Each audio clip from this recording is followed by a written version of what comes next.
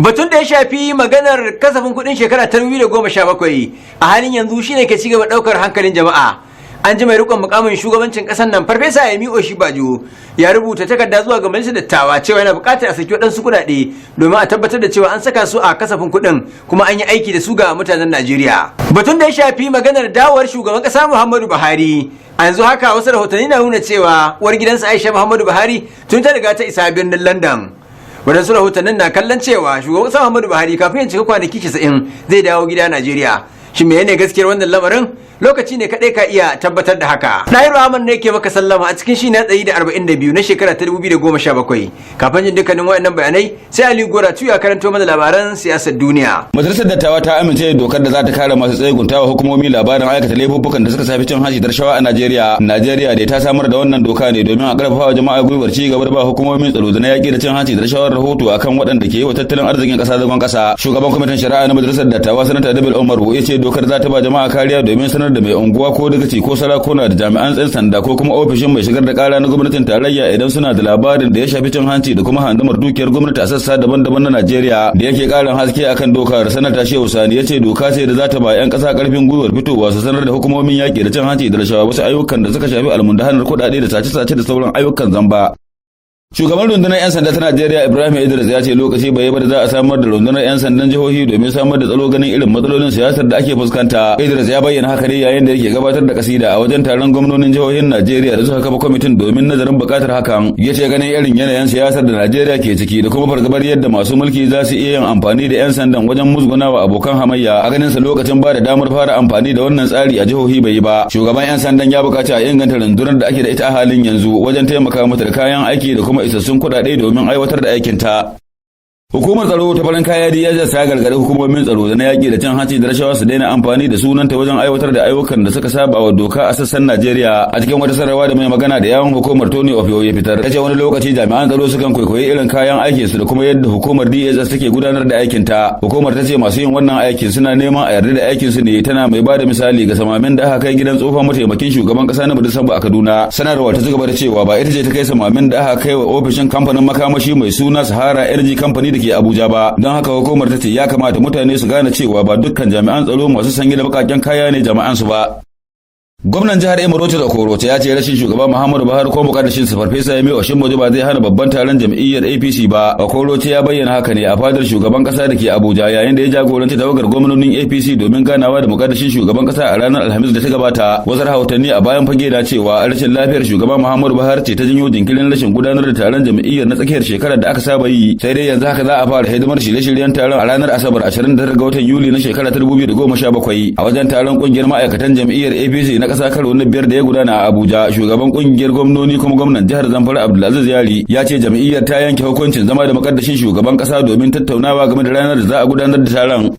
A ranar Alhamis da ta gabata ne Majalisar Dattawa ta amince da rahoton binciken tsadar kuɗin kujera wanda kwamitin majalisar akan harkokin kasashen ƙetare ya gabatar a ƙarƙashin jagorancin sanata Mansura Somoro daga jihar Oyo. 'Yan majalisar dai sun buƙaci gwamnati ta gaggauta yi wa hukumar alhazai ta musulmi da hukumar kula da ziyarar bauta ta kiristoci rangwamen sakar musu sassaucin farashin dala a kowace shekara saboda samun sauki ga masu zuwa aikin hajji da kuma ziyara a Isra'ila. Sai dai masu adawa da yawa mahajiran sassaucin suna kafa hujja da cewa yin sassaucin ba shi da wani alfanu wajen haɓaka tattalin arziki.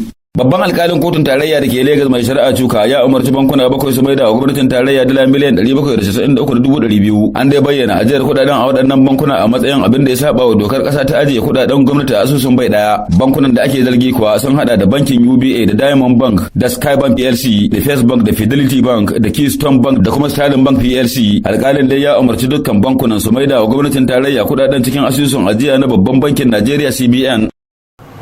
Sanu da sauka dan mutanen gora mai saurari barkanmu da haka barkanmu da sake saduwa da kai. Majalisar Tattalin Arzikin Najeriya tun ta riga ta gama zamanta tare da gwamnoni da kuma ɗansu ministoci a fadin Najeriya domin tattaunawa kan batun da shafi maganar tattalin arzikin Najeriya kan yadda za a tada ko madarta. An ce gwamnoni da dama sun halarci wannan taron an kuma tattauna batutuwa masu muhimmanci musamman dai kan rahotannin da aka riga aka bada tun farko. Shin ko wasu irin abubuwa ne aka tattauna? wakilinmu na fadar shugaban kasa Hassan Umar Faruk ya tuntubi karamar ministar kasafin kuɗi da kuma tsare-tsare Hajiya Zainab Shamsuna da ta yi masa ƙarin haske kamar haka. To akwai abubuwa da yawa da aka tattauna a yau. Akwai ripoti da kwamiti ta da gwamnan Kaduna Malam Nasiru El-Rufai ya gabatar kan yadda ake amfani da kudaden da aka ajiye a wani account da ake kira ecological fund. Account ɗin kudade da aka ce don ba mahalli kaɗai ba, kula da idan an samu wani ko fari ko kuma an samu ambaliyan ruwa ko dai duk wata annoba da ta taso. So an anshi wannan reporting. Sannan an ba da reporting mu ministry ɗinmu mun ba da reporting da muka kawo wa ita majalisa kawai don a tattauna da su a ji ta bakinsu ta kan MTF na shekara 2018 zuwa 2020.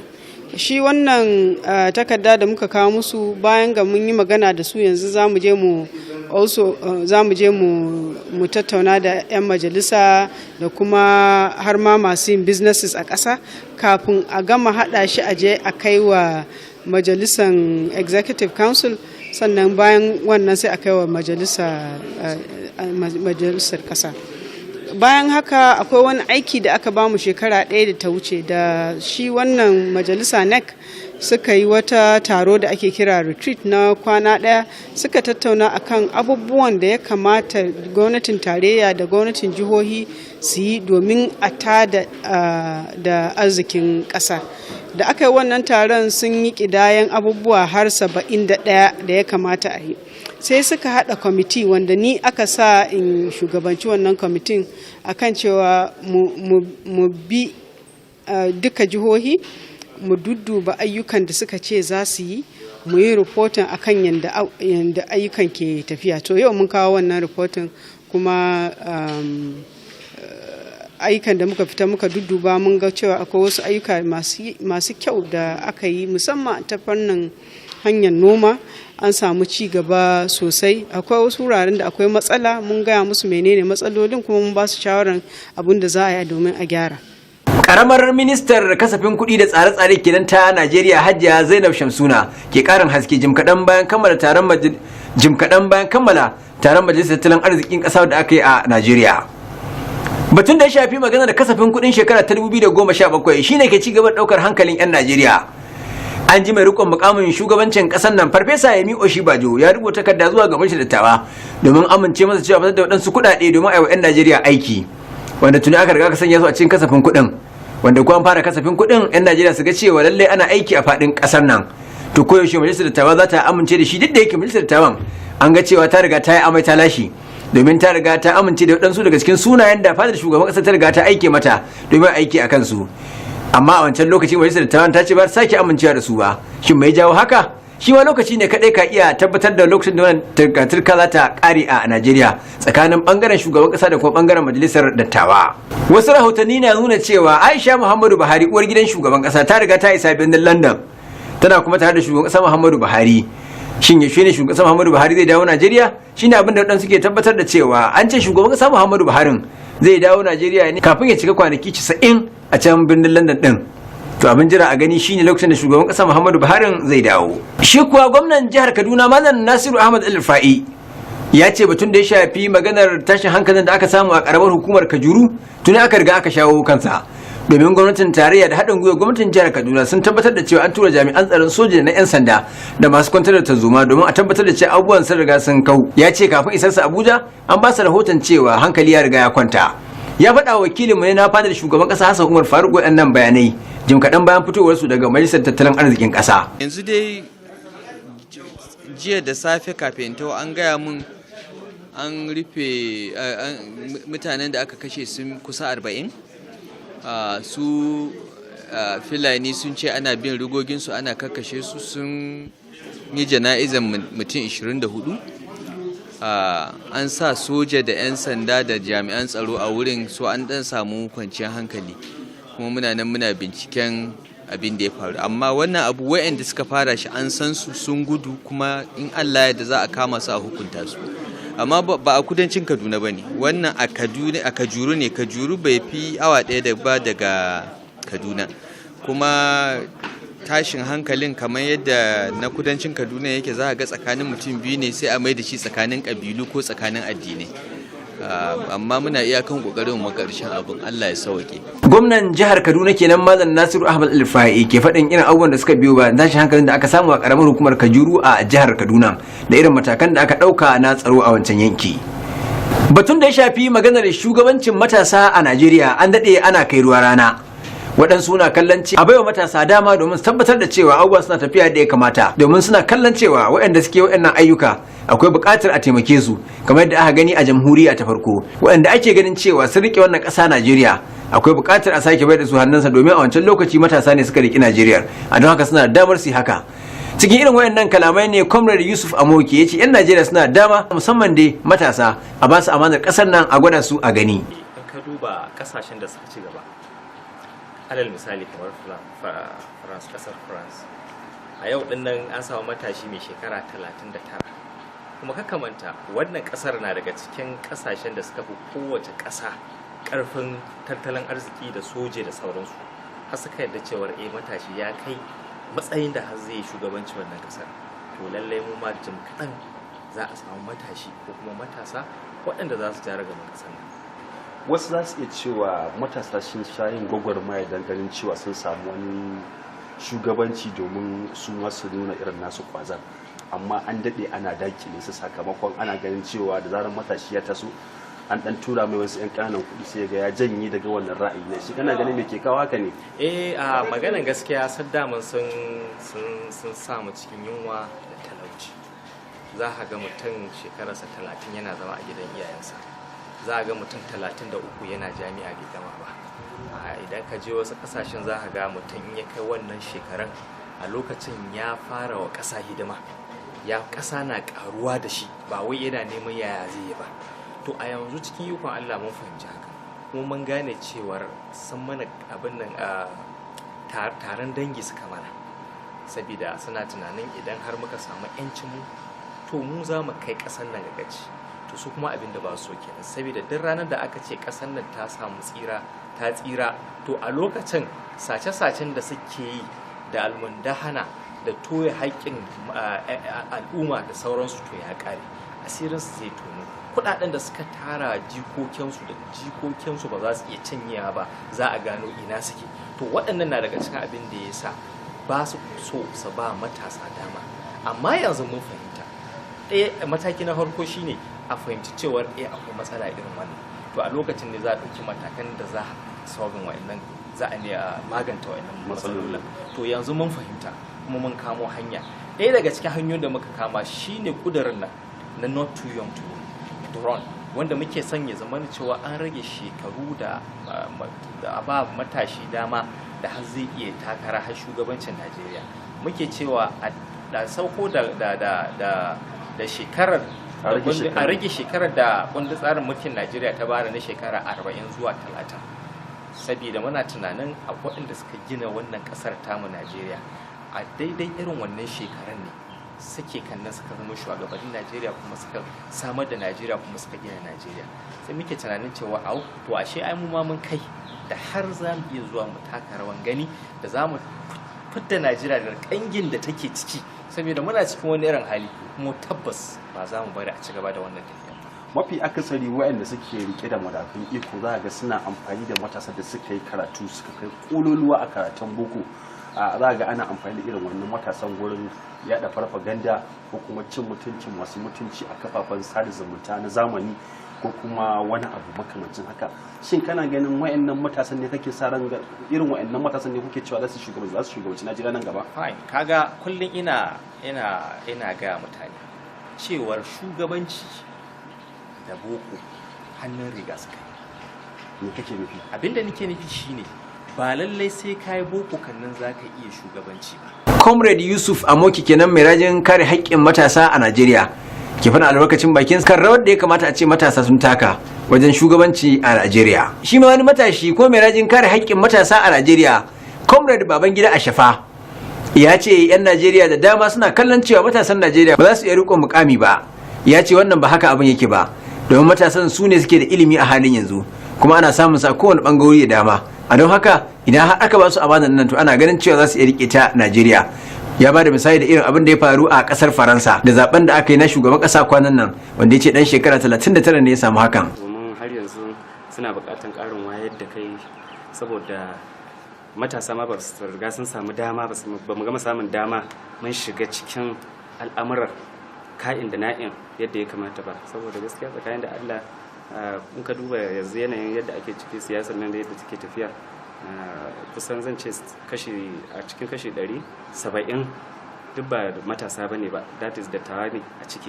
To saboda haka kaga ba a ce matasa sun kai wani matsayin da za a yaba su ba tukuna yanzu, amma yanzu ba mu makara ba, mun taso muna nan kuma muna fafutuka. Insha Allah matasa za su shiga ciki daga nan zuwa kafin 2019 2019 zuwa kuma zaɓuɓɓukan da suke tafi, in Allah ya so ya da wata ran sai matashi ɗan shekara 25 ko ɗan shekara 28 ya zama shugaban ƙasa a Najeriya, insha Allah. Kana ganin me ke kawo tsekun da ba a tafiya da matasa a siyasance? To gaskiya tsakani da Allah abubuwa suna da yawa. Na farko dai akwai rashin wadataccen ilimi da sauransu. In ka lura su waɗannan dattawan da suke jagorancin ƙasar nan, ai su sun sami ilimi ingantacce, saboda yawancin su ma a waje suka yi karatu. To mu ko yanzu da talauci duk yana contributing, ya sa matasan gaba ɗaya karatun namu bai kai ya dawo yadda za a abin nan ba. To amma ba wai ba a karatun bane, yanzu an farfado kira-kirayen da ake yi da sauransu, da gudunmawar da waɗansu daga cikinsu su iyayen namu suke badawa na free education da sauransu. In Allah ya so ya yarda yanzu an farfado, kuma in Allah ya so ya yarda za a ci gaba daga inda aka dasa. Ka ce nan gaba ana sa ran cewa matashi zai shugabanci kasar nan. Wannan haka yake. Me ke baka karfin gwiwa cewa nan gaba matashi zai shugabanci kasar nan? Yawwa, abin da yake bani karfin gwiwa shine wannan tasowa da muke wayarwa da jama'a kai, da kuma yadda waɗansu suke ba mu goyon baya. A cikinsu ma manyan akwai waɗanda suke ba mu goyon baya, saboda haka wannan ba ƙaramin babban ƙarfin gwiwa yake ba ƙaramin abu bane. Yana ba ni ƙarfin gwiwa sosai, yana ba kuma sauran ƴan uwana ƙarfin gwiwa. Kuma in ka lura yanzu matasan nan yanzu akwai masu karatun, da muna korafin kamar ba a karatun sosai an sanyi, amma kira bisa kira inda ake yanzu, insha Allah an samu wannan abin ne, saboda a cikin mu akwai masu BSc, akwai masu B.Ed, akwai masu menene diploma, akwai masu diddai ba har master har doctors din ma akwai. Yanzu in ka shiga jami'a zaka ga yara ƙanana wanda 30 masu su suke karatun doctor ma. Wani zai iya haka wannan abu yana bala'in bani karfin gwiwa, ina jin daɗi, kuma Allah ya ƙara buɗa mana, Allah ya ƙara taimaka matasa. Wani zai iya cewa shi bai ga ranar da matashi zai shugabanci ƙasar nan Najeriya, zai yi shugabanci a Najeriya ba, sakamakon yadda ake amfani da matasa gurin bangan siyasa. A bangan siyasa ma fanni ne, yana a bangan siyasa ma fanni ne. Akwai wanda za a yi amfani da su gurin yada farfaganda a kafafen yada labarai, akwai wanda za a yi amfani da su gurin amfani da gurin tsara suka, kuma gashi kana cewa matashi zai shugabanci kasar nan. Wannan haka yake, to amma fa ina tabbatar maka mutum bai ɗebe kauna daga rahamar ubangiji. Shi rahamar ubangiji kowane lokaci yana zuwa, kuma kai a matsayinka na dan adam, in za duk lokacin da zaka nema abu ka neme shi da gaske, kuma ka nema daga wurin Allah. Comrade Babangida Ashafa kenan, wani mai rajin kare haƙƙin matasa, karin haske kan batun da shafi rawar da ya kamata matasa su taka a siyasar Najeriya. Sai sakonnin masu kallo tare da masu saurare. Babangida Bangis, gare ka. Sakonmu na farko ya fito daga Anas Ibrahim Dan Malam. Anas Ibrahim Dan Malam yana cewa haka yake a yankinmu na Birnin Gwari da ke jihar Kaduna, muna samun barazanar ambaliyar ruwa lokaci bayan lokaci. Fatanmu Allah ya tsare al'ummar mu, amin. Sako daga Anas Ibrahim Dan Malam, Birnin Gwari. Shafale Kafi Magaji Danya Musa, jihar Nasarawa, shi kuma cewa ya tarbar demokradiyya Liberty TV. Gaskiya na ga shi talaka in zai samu asibiti da ruwa da hanya da wutar lantarki da ba zai damu ba. Shugabannin Najeriya ku yi nazari da wannan magana, dan gaskiya babun yayi yawa. Allah ya kawo mana sauki a rayuwarmu na Najeriya, amin summa amin. Comrade Yusuf Abdullahi Jos cewa ya salam. Comrade Yusuf Abdullahi Jos, rikicin APC shi zai ba PDP karfin dawa kan mulki a shekara ta 2019. Aka ce kukan kurciya jawabi ne wai mai hankali ke gane ta. Sakonmu na gaba kuma ya fito ne daga Faisal B Altine inda yake cewa Salam Liberty TV a nan jihar Kebbi sai sanata Abubakar Atiku Bagudu, president kuma sai Baba Buhari 4+4, sai ya kara da turanci ya ce I wish APC all the best. Daga Faisal Bello Altine birnin Kebbi. Sakonmu na gaba ya fito ne daga Muhammad Abubakar inda yake cewa Salam Liberty TV, don Allah ku sanar da gwamnati kashe-kashen da ake a jihar Kaduna yayi yawa. Ya kamata gwamnati ta gaggauta kawo ƙarshen wannan kashe-kashen. Allah ya kawo sauki. Sako daga Abubakar mazaunin Maiduguri. Allah ya sa a dace, amin summa amin. Muhammad Abubakar mu ma sai mu bika da amin. Sakonmu kuma na gaba ya fito ne daga Adamu Idris. Adamu Idris shi kuma da godiya ya shigo. Ya ce salam, muna godiya da titin da gwamnatin Malam Nasiru yake yi mana a rafin guza zuwa Malalan Gabas daga Alhaji Adamu Magayaki. Adamu Abubakar kuma garkuwa shi ma cewa salam, mu dai fatanmu Allah ba wa Baba Buhari lafiya. Amin. PDP ai yanzu ta so mu rabuwa da Alama da Sharif da Makarfi duk ɗaya suke. Mu dai Allah ya zaba mana mafi alheri daga garkuwan bari Gombe State. Ku ci gaba da aiko da sakonninku a wannan shafi namu na Facebook wato Turbar Demokradiyya Liberty TV. Yayin aiko da sako a kyautata rubutu banda barin zance. A aiko da sakon da za mu karanta ba sakon ya dinga karanta mu ba. Kada ku manta yayin aiko da sako ka bayyana sunanka da cikakken adireshinka. Muna godiya da irin sakonnin da kuke aikowa a wannan shafi namu na Turbar Demokradiyya Liberty TV. Wasiƙun masu kallo tare da masu saurare kenan wanda Babangida Bangis agaye karanto. Sai wasiƙar Malam Tinau. Ashir Sani Bazanga, jamuje. Malam Tinau ya ce ba girin ba. Gare ku 'yan siyasa, 'yan siyasa mun ji ribabban gwaza ta gama nata rudin. Ku kuma 'yan ciyawa kyara kuna cikin naku harkar.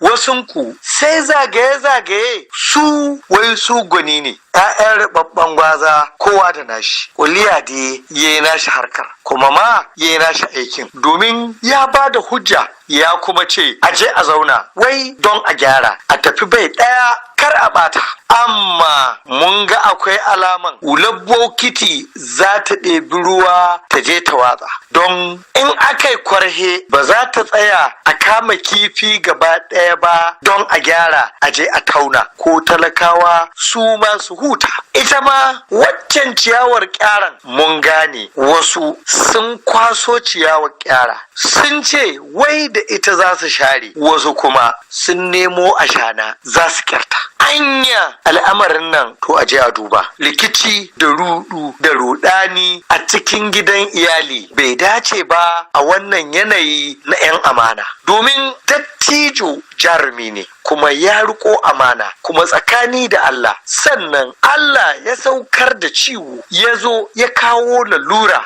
ya hana shi ya zo ya zauna kuma ya bashi ikon da za a gyara. Amma akwai alamar sauƙi gare shi, ana kyautata zaton zai zo ya kama harka kuma zai yi ƙoƙari a gyara. Ko yanzu ya nuna wannan domin da umarninsa ya ba da dama don a gyara kuma an ɗauki dukiya an miƙa ma masu rubutu da jajjayen biruka ƙasar nan domin su je su duba su yi gyara ko talaka shi ma ya huta. Al'amari shekara na 3 a nan za a hutan, a nan za a ɗana, a nan ne za a surɓi romo amma don a gyara. Kar ku je ku surɓi roman tsiyaman ba maganan a tafka sata ba maganan a je a washe wani ko a yashe wani ko a kwashe wani a so a gyara a daidaita al'amura su zan za su daidaita don ƙasa ta sake taku.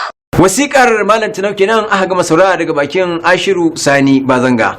Masu kallon mu tare da masu sauraron mu za ku iya aiko mana sakonninku musamman kan abubuwan da suka shafi siyasa a garuruwan ku, kanan hukumomin ku, jihohin ku da ma kasashen ku da kuke kallon wannan shi na Turbar Demokradiyya domin karantawa a shafin mu na Facebook Turbar Demokradiyya. Za kuma ku iya kallon shirye-shiryen mu da suka gabata a YouTube Turbar Demokradiyya. A don haka sai mun ji sako daga gare ku. to da haka zan jalabulan wannan shiri a yau a madadin waɗanda suka taimaka wannan shiri na turbar demokradiyya ya zo ƙarshe.